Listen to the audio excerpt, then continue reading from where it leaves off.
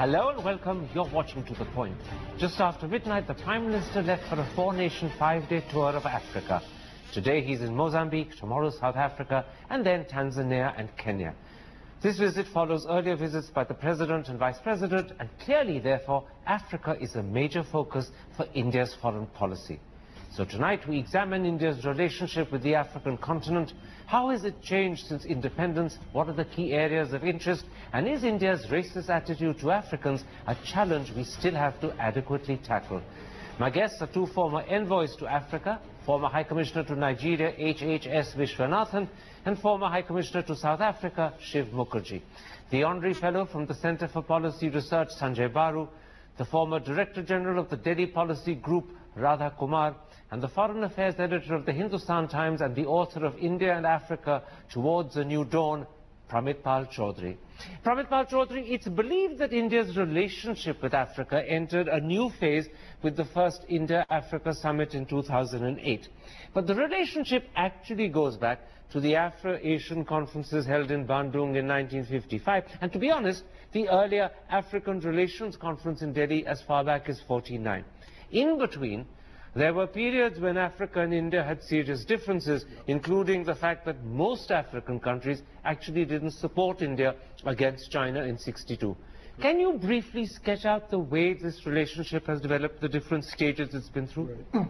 Yes, completely. The Afro-Asian Bandung, spirit of Bandung period really dies in 1962, when a lot of African countries and a lot of African leaders like Kwame Nkrumah basically did not support us in 1962 war with China, saying that, you know, your case is not as strong as you make it out to be. We basically withdrew, if you wish, into a bit of a shell after that. And the focus of a lot of our policy in Africa was basically on the anti-apartheid areas up to the 1980s. And I think with liberalization of our economy in 1991, we start to see a real shift on the economic front, particularly the rise of Indian private sector investment in Africa, initially focused on just Nigeria and South Africa and parts of East Africa, but then slowly spreading across the continent. And then, as you said, by the 2008 Indo-Africa Summit, you really see these strands of this new economic relationship really come together with the government institutionalizing the Indo-Africa Summit. And you can actually see the figures for Indian FDI slowly rising from almost zero in 1990s and rising to what they are now of roughly $14 billion. And in the last Indo-Africa Summit last year, which we saw a record turnout, 54 countries coming, we also add a security facet to the relationship which we haven't had so far. Now, Mr. Vishwanathan, under Nehru and Indira Gandhi, Africa fitted into the non-aligned perspective which was at the very heart of India's foreign policy. But would you accept that starting with Dr. Manmohan Singh, and perhaps even more so under Mr. Modi, Africa has become an area of specific focus in itself, and India's interest in the continent cover a range of subjects from private sector investment to national security, from energy to food security, from education to trade? Certainly. Till the end of the Cold War, India's relations with Africa were in the framework of the non-aligned movement. Because of both sides, the economic activity was not as strong. But after the opening of the Indian economy, and also the end of the Cold War, Africa came on its own. The ex-colonial powers lost their control or the hold on African countries. The real boom in India-Africa relations started only in the new millennium, when India emerged as a growing economy and the demand for resources from Africa grew. Along with that, we also added the maritime and other security dimensions. So today it's a totally different qualitative relationship with Africa. Shiv Mukherjee, let's focus on some of the key areas of this relationship that India has with Africa, and let's begin with Indian private investment. As you heard Pramitpal Chaudhary tell you, it's already 14 billion. And although India's economy is 1/5 the size of China, our private investment is 50% of China's. And I'm told that unlike China, which concentrates primarily on resources and infrastructure, India's investment is far more diverse. It embraces hospitals, education, telecom. and the three biggest companies, I'm told, are Tata, Godrej and Airtel. Is Africa becoming a critical hub for Indian private sector investment?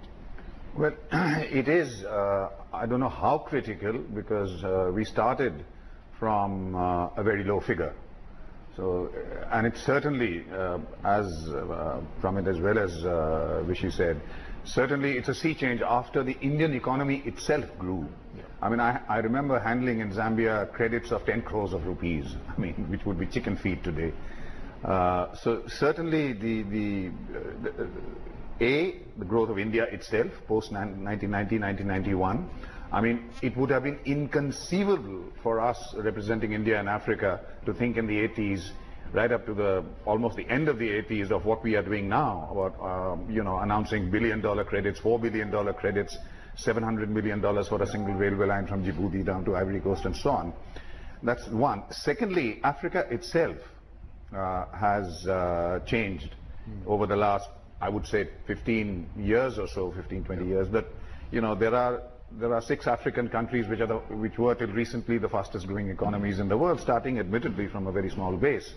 But a democracy, economic prudence, growth, these are real stories in Africa today. So 2 things have happened almost simultaneously. One, India has the capacity to invest in Africa, and Africa has the capacity to absorb it. Till today, still Africa is locked into a commodity kind of, economy. Like the president of Namibia said when he came here, we produce what we do not consume and we consume what we do not produce. But yes, the entire economic landscape in Africa has changed as far as India is concerned. Sanjay Baru, there are 2 aspects really to India's private investment relationship with Africa. First, there is the investment by Indian companies, which you've just heard Shiv Mukherjee talk about. But the second is the Indian diaspora that lives in Africa, and it's mainly traders and businessmen. Historically, of course, this is a community that's had problems in countries like Kenya, Uganda, even, to be honest, Nigeria, but it's still a huge diaspora. It's 1 million strong in South Africa, it's 80,000 in Kenya, 50,000 in Tanzania.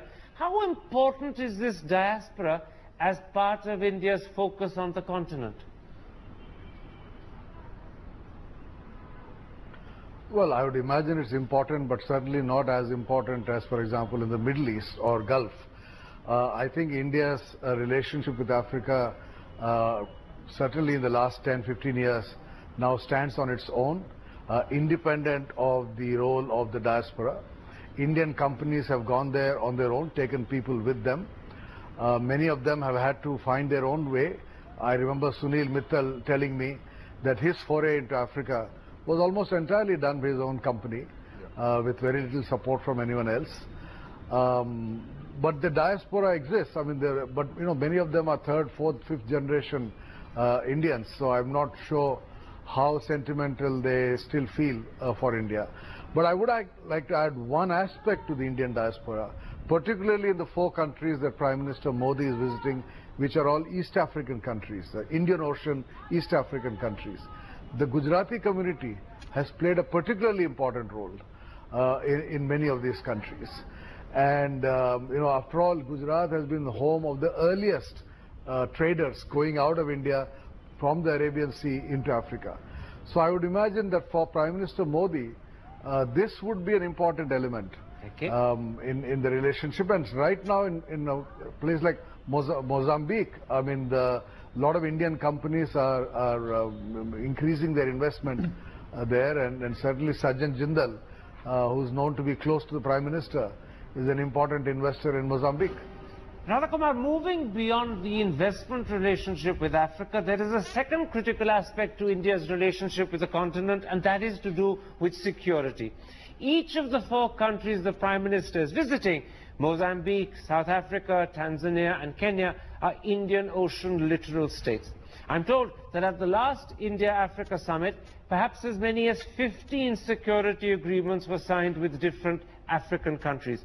As India's naval horizons expand, how central are African countries along the Indian Ocean to India's security interest? Well, they're absolutely vital to keeping sea lanes free for trade.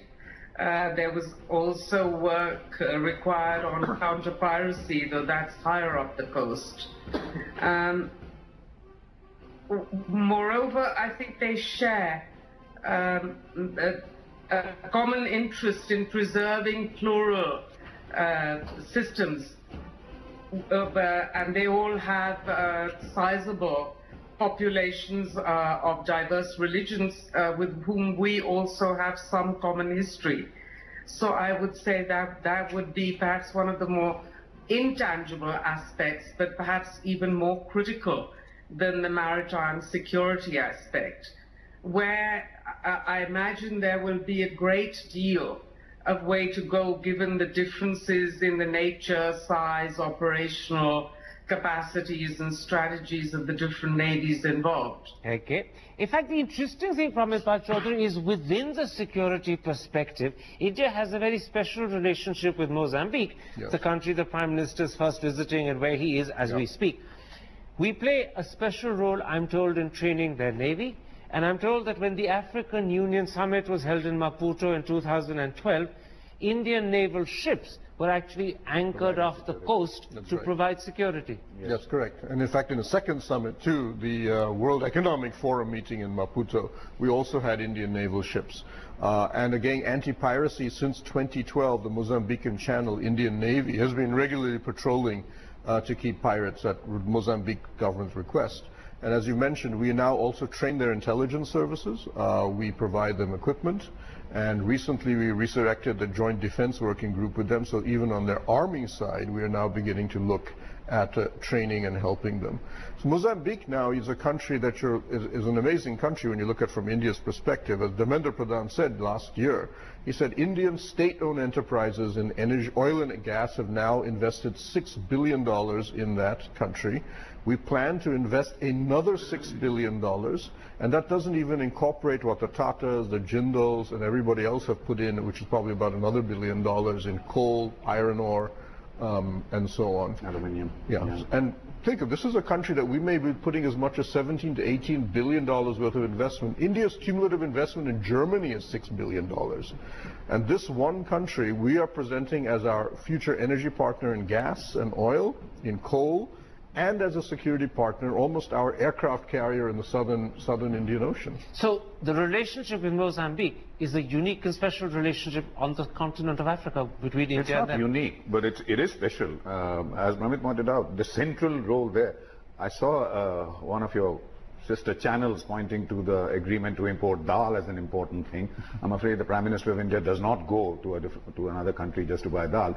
The energy relationship is key. Oil India Limited, as well as the overseas arm of the Oil and Natural Gas Commission, have invested $6 billion over there for future potential development of gas as well as liquefied LNG, liquefied natural gas. Even the coal that we import from Mozambique and the mines that we've invested in are really energy linked, because it's coking coal which goes into our power stations, of which we have a shortage. So it is a key relationship. It is based on security, it is based on energy, and it is an extremely friendly country, and I'm extremely glad that right now you have the Prime Minister visiting these 4 countries. Just before this, you have the President visiting Namibia, Ghana, and the Ivory Coast. And the Vice President Just before that, you had the Vice President going to North Africa, which is, I think, an indication, I hope it's sustained, that the neglect that we used to complain about of Indian diplomacy as far as Africa is concerned, and the follow-up that everybody was screaming about after the Africa summit is actually happening. Coming back, Mr. Vishwanathan, to the security involvement that India has with the African continent, one of the surprising features is that India also has close security involvement with countries in Western Africa, which is the furthest end of the continent from India. For instance, I gather that when Mali, in Francophone Africa, suffered a virtual insurrection 2 years ago, the French sent in their army, but India committed $100 million for training. Now, you've been High Commissioner in that part of the world. You were High Commissioner in Nigeria. What sort of security links does India have with countries like Ghana and Nigeria? With Nigeria, for example, we have very old security links. The National Defense Academy in Nigeria was built with Indian assistance. in 1962, if I am not mistaken. And today, the piracy in the Gulf of Guinea is much more than in the Gulf of Aden. And we do get a lot of oil from Nigeria and the Gulf of Guinea, so it is in our interest to upgrade our security arrangements with these countries. We continue to train, of course, the armed personnel in Nigeria, Ghana and other places. Mostly it has been the Anglophone countries, but I am glad that now we are going out and reaching out to Francophone and Lusophone countries. Prime Minister's visit to Mozambique, for example, is very important because it was a Portuguese-speaking country and traditionally we did not have much engagement. So I think in the years to come, our security relations with all these countries will be upgraded because it is also in our interest. And most importantly, you haven't talked about terrorism, maybe you will talk about it later. That is one of the key issues as far as Nigeria, Mali and Guinea are concerned. Quite right. And as I mentioned a moment ago, India committed $100 million for the training of the Malian security forces after they suffered that virtual insurrection. But very quickly, on the subject of security, Pramit Chaudhary, before I come to other aspects of India's relationship, one of the curious things I've discovered is that India is presently in the process of setting up a security internet-driven telecommunication network so that African leaders can talk to each other without fear of tapping and without fear of eavesdropping. And I gather they chose India rather than any other country to set this up because of the trust they have in us. Yes, correct. It was something we asked them what would you like us to do given our telecom and IT capacities. And one of the things the African leaders said is we would like to be able to speak to each other in a secure system rather than having to go through other systems. And we now, if I'm correct, about 35 of these countries have now signed up for this.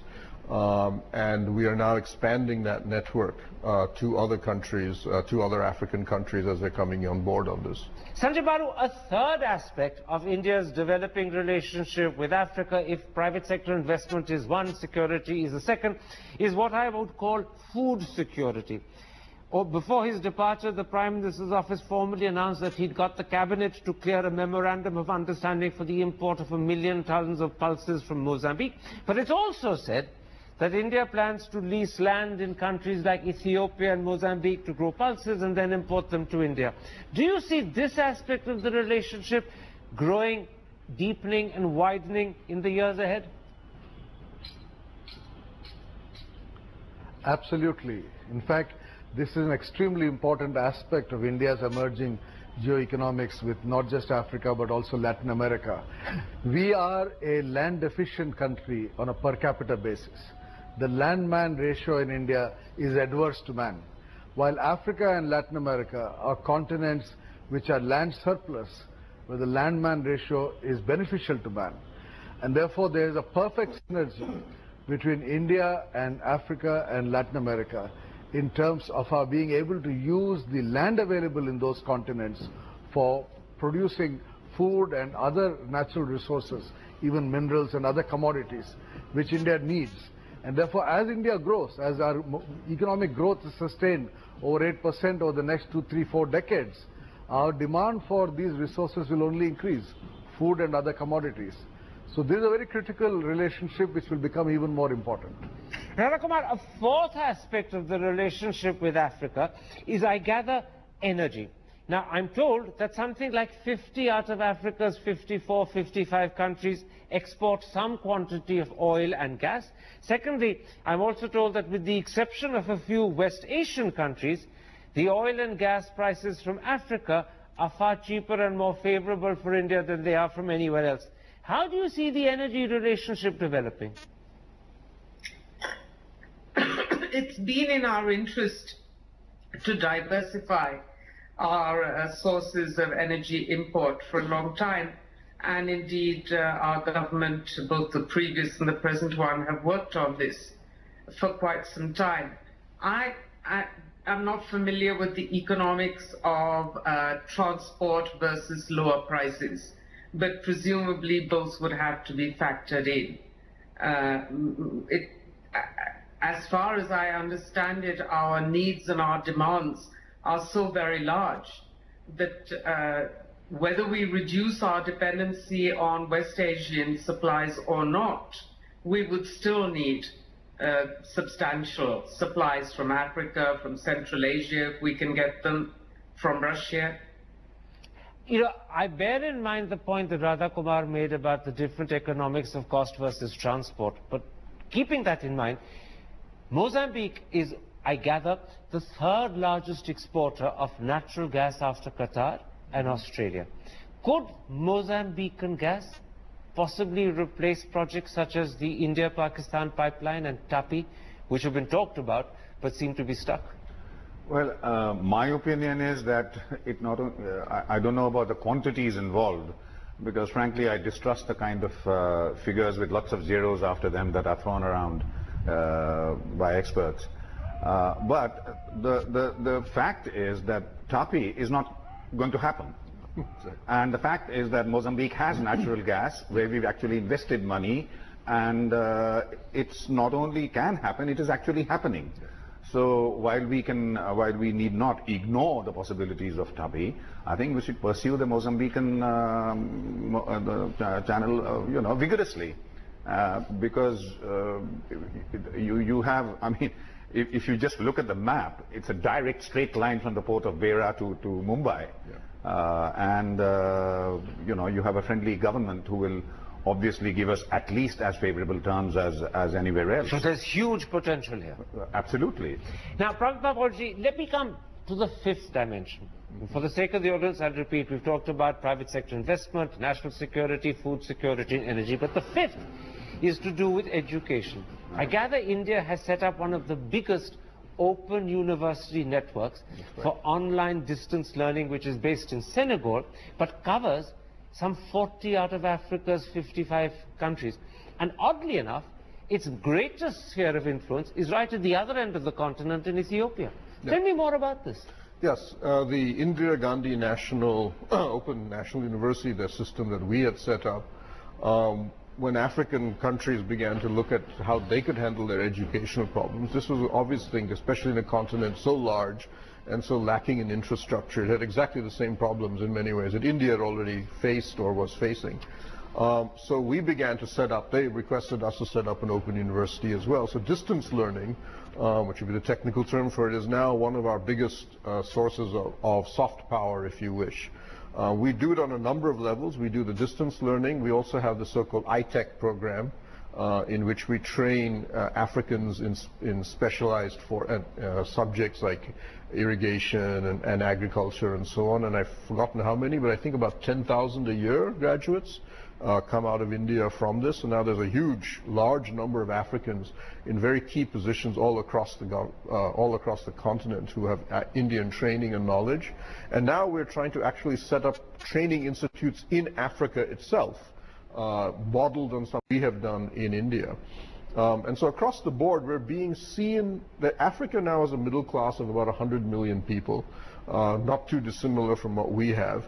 And that group is now looking upon India as one of the alternatives to where they can get education and knowledge, not just the normal case of Europe and the United States as was before. Mr. Vishwanathan, I suppose an illustration of all that we've talked about so far, of the nature of the relationship India has with Africa, as well as the depth to which that relationship can go and its prospects for the future, is the case of South Sudan, the newest African country. I believe South Sudan is dominated by Indian trucks and Indian cell phone companies. Their leadership, almost to a man, comes to India for their health problems, and the trade is dominated by Ugandan Indians, who are all, of course, part of India's diaspora in Africa. The country itself is the size of France, but with a population of barely 8 million and masses of arable land, and so great potential for growing food. Do you see this country as a sort of illustrative example of the extent to which India's influence, India's role, India's relationship in Africa can go? Certainly. But unfortunately, South Sudan is going through a lot of internal conflicts. So unless that is settled, we would not be able to carry forward our cooperation to much higher levels. But I'd like to come back to the question of education, which you talked about just now. Apart from university education, both primary and secondary education have a great potential in Africa. Most of the African countries do not have good schools, and Indian private schools can play a great role where there is a win-win situation. So you mean to say that the DPSs and the modern schools and all of those have an export potential as well? Certainly. Some of them have already started, and it would be greatly appreciated in Africa, because the African lower and upper middle class, they don't have any schools to send their children to. There is a huge demand for not even high quality but even medium quality schools in most of the countries. That's wonderful. It's almost ironic that whilst we send our children to Europe and America for education, at the same time we can export our schools to Africa to help them. Let's take a break at that point and come back and turn to the other side of this discussion. To what extent is India's racist attitude and treatment of Africans when they come to India a major challenge and possibly a major stumbling block in the growth of this critical relationship? And to what extent is that something that will be at the back of the Prime Minister's mind, and maybe something on which will be formally questioned by the heads of government he's now meeting in Africa? We'll come back to that second important part of this discussion immediately after this break. Welcome back. You're watching To The Point.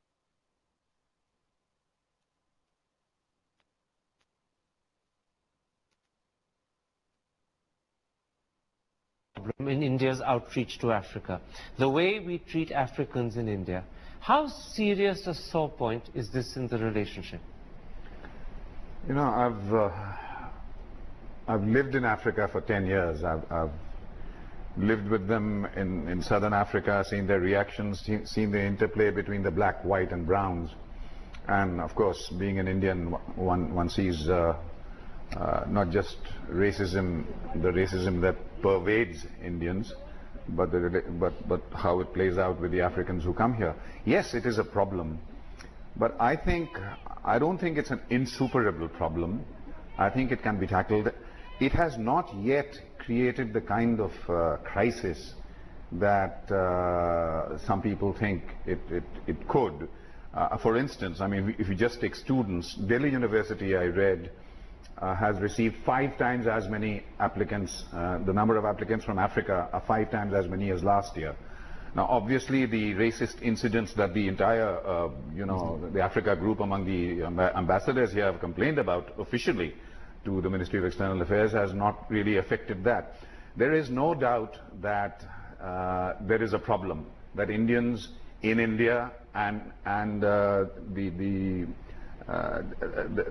behind the scenes, sometimes open, sometimes mostly hidden, there's a racist backdrop to the relationship between the Indian community and the blacks in Africa. I don't think it's an insuperable problem. By and large, the Indian community in most of the East African and Southern Africa with which I'm familiar, have also had an honorable record in the liberation struggles and so on. Part of the racist thing is also due to the envy of the prosperity of the brown community. It is a problem. We are racist in our attitudes, but I don't think it's something that can't be tackled. Well, how it's tackled depends upon, first of all, Mr. Vishwanathan, whether we admit it, because if we don't admit it, we won't begin to tackle it. Now, like you, I've lived in Nigeria too, although unfortunately 2 decades earlier. My clear impression is that Africans often look upon Indians as more racist than the whites. Firstly, because we lack the discretion to hide it, and secondly, because as traders and businessmen, our interface with them is often more direct than it is in the case of the whites. Would you accept that that's an impression that lingers today in Nigeria, or has it changed? It lingers to a certain extent, but the enlightened Nigerians feel that the racist attitude is not institutionalized in India. But they do feel that Indians are very color conscious. And that we can see even in India. The foreigners keep watching your television and the advertisements, where India probably is the only country where, leave alone women, even men use whitening creams, and celebrities actually endorse these products. So these the foreigners watch. That is the impression they get. But only the extreme cases of racism come to light in India. Like somebody is beaten up or somebody is killed. But what about the numerous incidents of racial slights and insults Quite right. that the Africans face on a day-to-day basis? And those hurt much more. In my view, the basic problem is the awareness about Africa. Where is Africa, African geography and African history in our school and college curricula?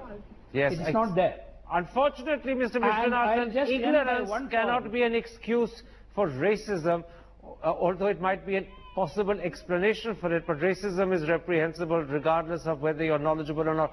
Pramatpal Chaudhary, Sushma Swaraj. Just one more point. Yes, go ahead, sir.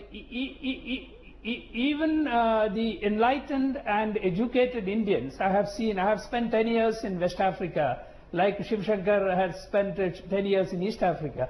I have seen that even enlightened Indians, when they talk to Africans, and that too not to common Africans, but ministers and intellectuals in Africa, there is a kind of a patronizing and condescending attitude when they talk to them. Absolutely. And that draws into question the adjective you use to describe them when you call them enlightened. Their behavior suggests they're anything but enlightened. But Pramatpal Chaudhary, recently, Sushma Swaraj said that the problem was not racist, that India is not racist in its attitude to Africans. So she said this publicly and repeatedly at her press conference. Do you accept the point she's making, or is this in fact a sign of denial that makes the problem worse, because it suggests if you don't recognize it, you're not going to do anything near enough to tackle it? Absolutely. I think it was an act of denial. No African believed her statement. And any African you meet in India, whether a student or a medical tourist, will tell you that they do. They get yelled at. People yell at them, Hapshi, just for no reason at all. And as Mr. Vishwanathan mentioned, they face minor racist. There is racism very clearly in India, and unfortunately, I thought the foreign minister made a big mistake in not acknowledging this, because this was an opportunity for the political leadership of India to tell its people that, look, this is something that you have to recognize is bad. In the same way that the West took about 100 years to do the same, that you can't use the N-word anymore, and that you can't, at least, it should not be publicly acceptable to do some of this stuff, especially at the public level. Right now, Indians don't have much interaction with Africans in India, but that's now growing. 30,000 African students, 40 or 50,000 African medical tourists, presumably more and more businessmen. That interaction is spreading. The government needs to start preempting what are going to be bad racist incidents, or even small and rampant racist incidents, when this interaction starts to expand. Now, Sanjay Baru, I noticed when the spate of racist incidents happened in Delhi, in Hyderabad, Bangalore recently, the Malian ambassador in India, who is the doyen of the African Diplomatic Corps, gave a very outspoken interview to the BBC, and he was very critical about India's attitude and the way in which Africans were treated. Do you believe this issue will be brought to Mr. Modi's direct attention by the interlocutors, the heads of government he's going to meet in Mozambique, Tanzania, Kenya and South Africa? Well, I don't know if they will actually bring it up with him directly, but they have certainly brought it up as you know, the diplomats in Delhi of many of these African countries made a point to raise the issue when there was recently an incident of I think a murder. I think Prime Minister Modi understands the problem, but as somebody else just said, I think Pramit and others have said, we should talk about the problem. I had a classmate from Africa when I was a student at the Jawaharlal Nehru University 40 years ago. There was no racism on the JNU campus at that time. It was a very progressive campus, and therefore the attitudes were very different. On the other hand, about 25 years ago, I was a teacher at a university in Hyderabad, and I had African students. And they used to complain about racism in the campus. I used to have these long conversations with my African students. So I think it depends on what social group in India we are talking about, which part of India we are talking about. But it is a problem, and I don't think it would be raised at heads of government level, but it's certainly been raised at the diplomatic level, and we need to, as a country, particularly the media, I think, forget about what the government says and does.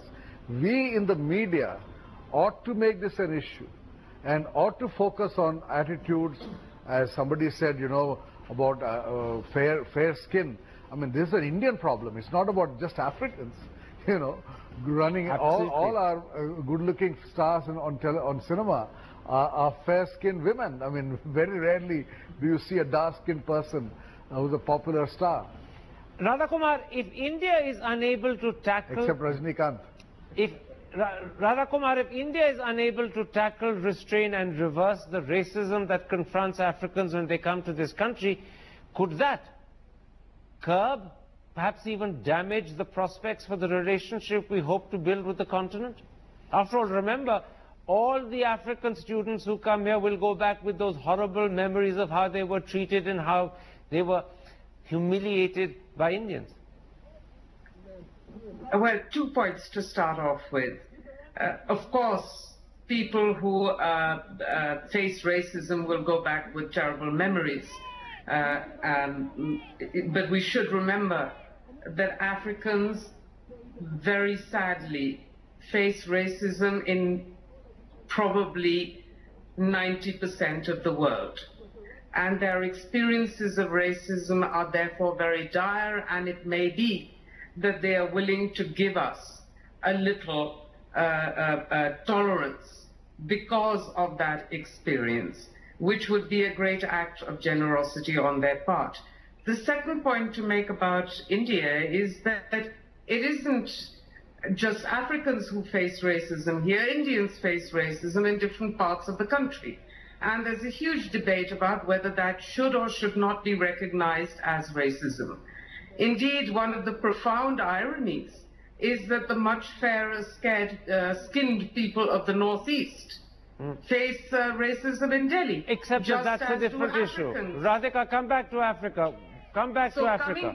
Coming back to Africa, 2 or 3 points. One, that the violent incidents that we have seen happening over the past couple of years in Delhi, for example, but also in Bangalore, also in other parts of metropolitan India, are very likely going to rise, and there definitely needs to be preventive action taken, both in terms of speech and change of consciousness, but also in terms of policing and action, which is, okay, a wider issue for the people of India at large.